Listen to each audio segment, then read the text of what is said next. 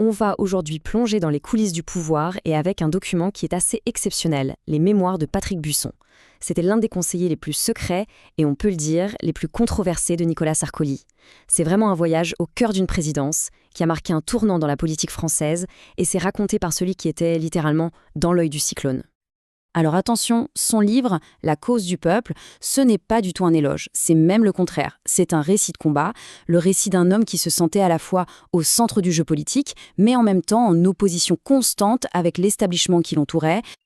Voilà, là on est tout de suite dans le vif du sujet. Cette citation, elle pose le décor. Buisson se décrit comme une cible, un paria idéologique, et ce, au sein même du palais de l'Élysée. Il nous dit en gros, ses adversaires, ils ne cherchaient pas à débattre de ses idées, non, ils voulaient l'exorciser, le diaboliser.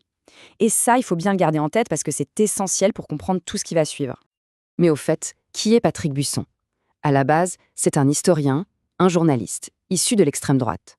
Et il devient cette figure de l'ombre, cette sorte d'éminence grise que ses ennemis surnommaient Raspoutine.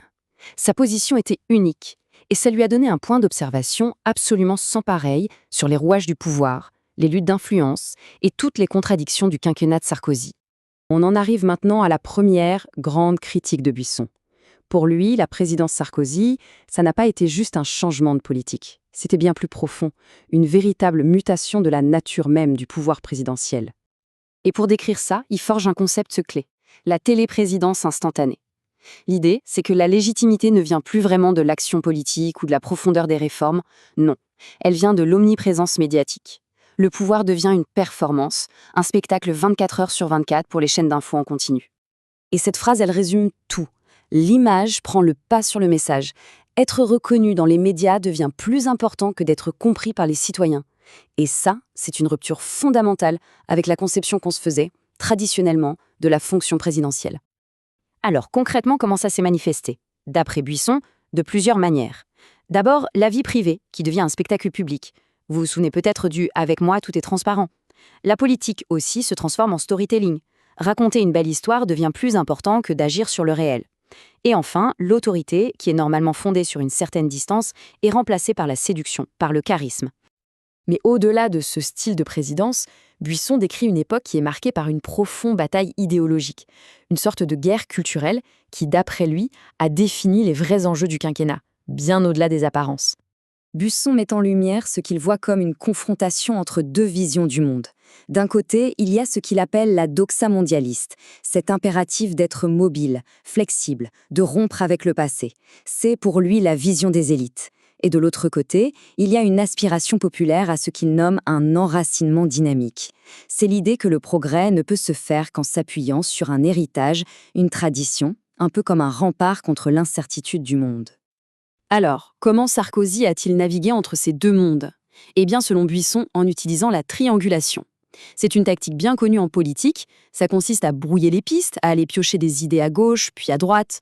On se souvient de la fameuse ouverture à des personnalités socialistes, par exemple.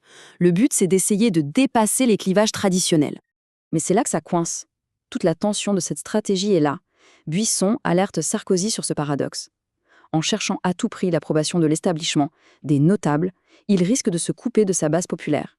Celle-là même qu'il a élue sur une promesse de rupture. C'est le grand écart permanent de cette présidence. Et ça nous amène vraiment au cœur de la thèse de Buisson. Pour lui, il y a une fracture béante, quasi totale, entre la France des élites, celles qui dirigent et qui sont dans les médias, et la France du peuple. La question qui est derrière toute son analyse, elle est fondamentale. Qu'est-ce qui nous lie les uns aux autres, finalement? Sur quoi repose notre contrat social? Buisson, lui, pense que les élites ont complètement perdu de vue la réponse à cette question. Et sa réponse, la voilà. Pour lui, la nation, ce n'est pas juste un contrat entre des individus qui sont là aujourd'hui. C'est un héritage, c'est une dette envers les générations passées, c'est une vision presque spirituelle de la patrie qui l'oppose à la vision purement gestionnaire et nomade des élites qu'il décrit comme des déracinés. Et ce fossé devient très clair quand on compare les points de vue sur certains sujets. Prenez l'identité ou l'autorité.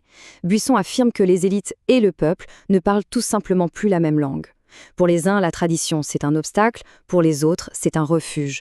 Pour les uns, l'autorité, c'est une oppression, pour les autres, c'est une nécessité.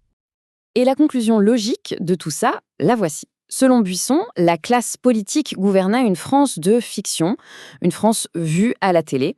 Elle était devenue incapable de percevoir les angoisses réelles, les aspirations de la vraie France, celle des campagnes, des zones périurbaines, celle qui est loin des caméras. On en arrive à la fin. Comment Buisson explique-t-il l'échec de 2012 ? Pour lui, ce n'est pas une simple défaite électorale, c'est ce qu'il appelle une étrange défaite, et ses racines sont bien plus profondes. Le diagnostic de Buisson est vraiment sans appel. L'erreur fatale, ça a été de tout regarder à travers un prisme économique, en oubliant que les motivations des électeurs ne sont pas seulement matérielles. Et là, il y a un paradoxe fascinant. Buisson, qui est un penseur de droite, va chercher Karl Marx pour expliquer que le vote, ce n'est pas qu'une histoire de pouvoir d'achat. Ça touche à l'identité, à la culture, à la civilisation, à des dimensions non économiques, métaphysiques, dit-il, que la classe politique tout simplement ne comprenait plus. La défaite, c'est donc celle d'une immense incompréhension. Face à des événements comme l'affaire Mera, qu'il analyse lui comme une question de civilisation, la droite a répondu avec des outils sécuritaires, en passant complètement à côté de l'enjeu existentiel. Elle a vu une crise économique là où, pour une partie des gens, se jouait une crise identitaire et culturelle. Et la critique de Buisson se termine sur cette question, une question vertigineuse qui dépasse très largement le cas de la France de 2012. Si la politique se résume à une simple gestion économique et sécuritaire, si elle évacue les grandes questions sur ce qui fait une société, sur le sens de notre vie collective, qu'est-ce qu'il reste ? Une question qui, aujourd'hui encore, reste entièrement ouverte.